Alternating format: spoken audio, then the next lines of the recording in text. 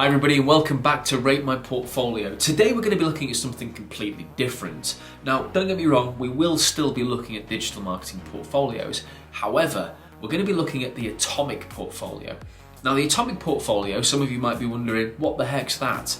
Well, essentially what it is, it's a template, it's a PDF template that you can use and download. The links are below so you can actually access this yourself for you to be able to create your own digital marketing portfolio very quickly. And that's the whole point of the atomic portfolio, is to get something up and running within, say, 3 or 4 hours. Really simple. And you might only have one project. Doesn't matter. The atomic portfolio caters for that too. The whole idea really is to make sure that you've got something tangible, something worthwhile that you can send back or send to employers, recruiters to get you the job that you want. That's what it's about.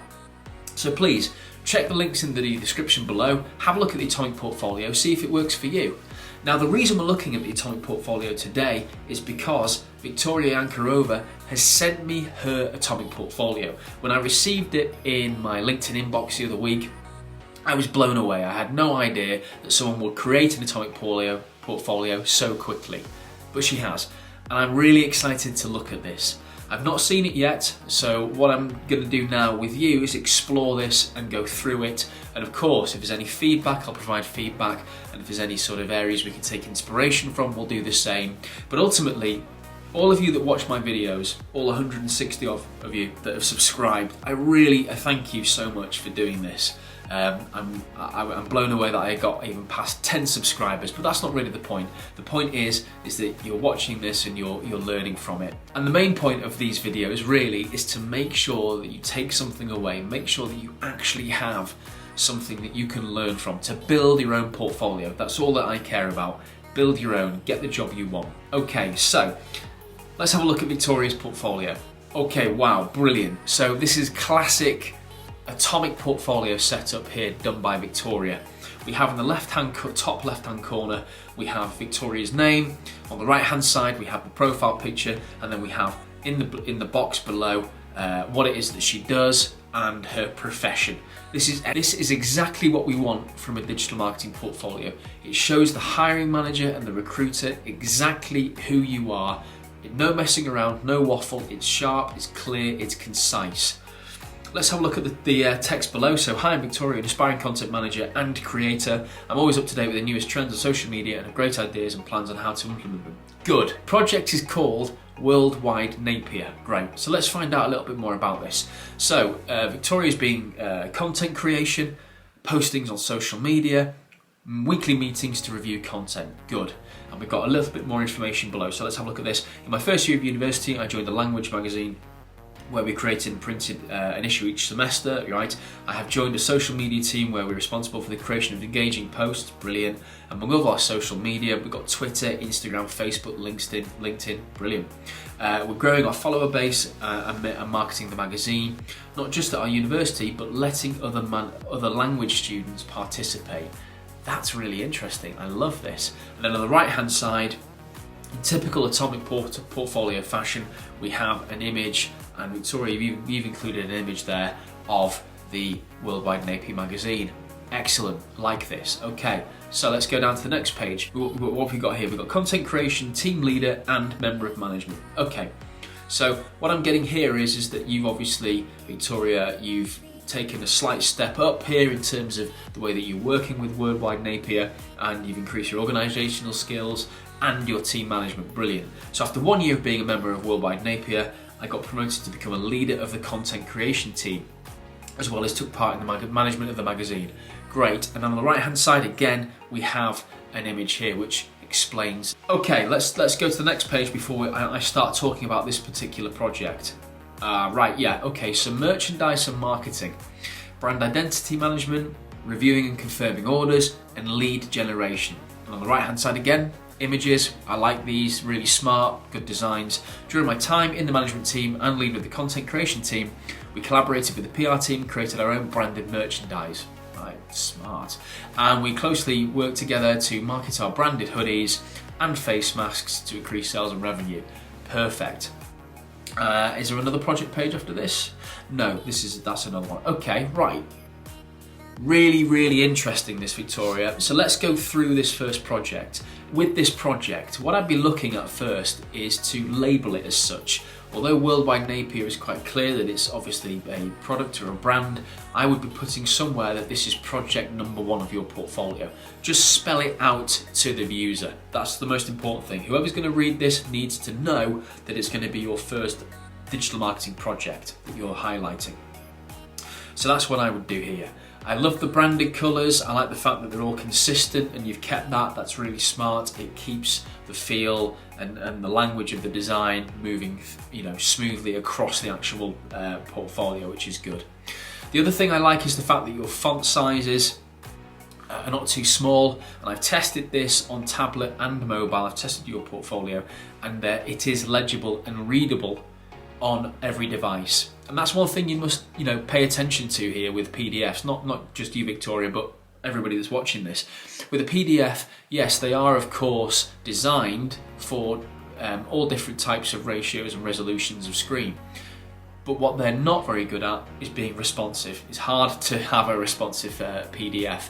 And what you want to try and avoid with a PDF portfolio is when you're pinching and zooming in to read text and information. For me, when you start doing that in a portfolio, it becomes less of an experience and it becomes more sort of a burden on the user. So Victoria, in your case, you've managed to actually get the text looking really good and readable, and you're zooming in and out. Well done, perfect. What I would also suggest here, which is very, very important, is to actually think about the way that you present your project. Now, with most projects, you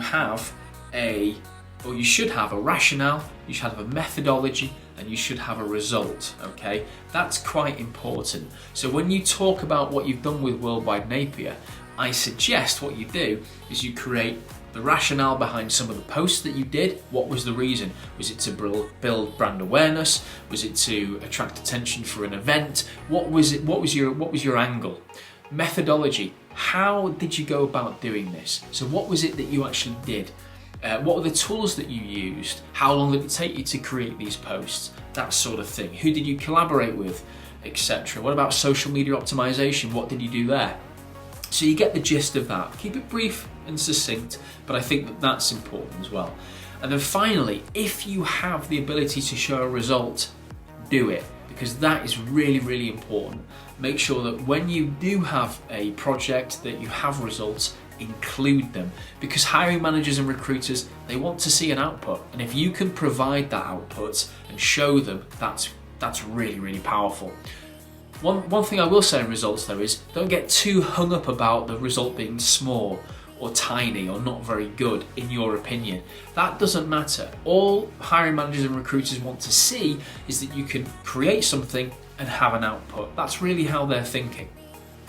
And just on that, remember that when people are looking through your portfolio, which is why portfolios have an edge over CVs, is because they can see the way you work, they can see the way that you go through your processes, and that again is powerful stuff for a recruiter or an internal marketing manager that's looking to hire, because they will already be thinking, how can Victoria fit into my team? What's the way that she works? What's her methodology? And your portfolio will show this. Okay, so looking now at merchandise and marketing, good. Here we could have an output, we could have some results about what it is that you sold, that sort of stuff. Other than that, it's a solid project, and I think you've done a really good job. You've got everything in place. Just take those little bits of feedback on board, and I think this project will be really strong. Okay, let's now have a look at project 2. So project 2 is the social media manager strategist. So what did you do here? You did content review, hashtag optimization, and caption writing. Right. After my experience with the Worldwide Napier, I started working with a small client. I'm in charge of her Instagram account. We're working on closely together on deciding on content that we posted and ideas and improving the profile and its engagement. Great. I run all the caption ideas through my client and decide on the best, which will be used for posts as well as hashtags. I regularly review the account for insights and understand the followers better to optimize the content. Good. And what you've done here is on the right hand side, you have created an image and you've blurred out all of your clients' credentials and sensitive things that might cause problems, but you've shown us the most important thing, which is the captions of your work in the bio on Instagram. Excellent. So we know you can do this. Now, one other thing that I say to everybody that submits their portfolio to me is this. Make sure that when you're going through your portfolio creation, that you run your text, you run your copy through Grammarly or through spell checkers and grammar checkers, or send it off to somebody that's really good at that, because obviously it's inevitable. We all make mistakes. We can all make spelling mistakes and grammatical errors. You want to eliminate those if you can in your portfolio, because it's a highly valuable document and people will make an assumption on you, based on whether or not you can spell or whatever, anything like that. It can impact, the output and result of the way that your portfolio is seen by hiring managers and recruiters. So do bear that in mind. Let's just have a quick look at the so with this project, you've just got this information. What I would say here, Victoria, is I would actually have another page detailing your rationale, your methodology, and results that you've done with this particular role here. That's really important. Again, you're showing output and you're showing the hiring manager that you can create something and deliver a result. If you don't have results, including the rationale, methodology is just as good, because again, it helps the hiring manager understand whether you can fit into the team. Brilliant stuff. Okay, really good. And also, just on that point, with showing the rationale and methodology, you can also showcase your additional skills that you have, such as maybe the Adobe suite or video editing, etc. Let's look at the contact page. Okay, here we go, the contact page. So we have a contact me page.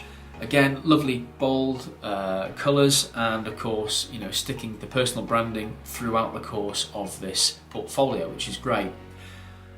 So I really hope you enjoy looking through my digital marketing portfolio. If you have any questions or would like to know more about me, do not hesitate to contact me. Good. So what you've seen here is that we've got a LinkedIn profile, we've got an email and a phone. Now, I have no problem with you adding this information at all, as long as it's only going to an individual. If you're going to make this public, of course, I know you know this, but I would probably remove your phone number, and I'd probably use a different email, something more generic, to stop you from getting spammed to death. But other than that, I think it's a smart contact me form. Let me just check some of the links. Yeah, good. So this links off to your LinkedIn account. Your email is a mail to address, which is perfect, and your phone number. Great. So you've used some of the functionality that Canva allows in terms of linking off to various other areas in the web. Brilliant stuff. Good. Well, I think your portfolio is really solid. It's a great start to get you on the right track to get in front of hiring managers and recruiters.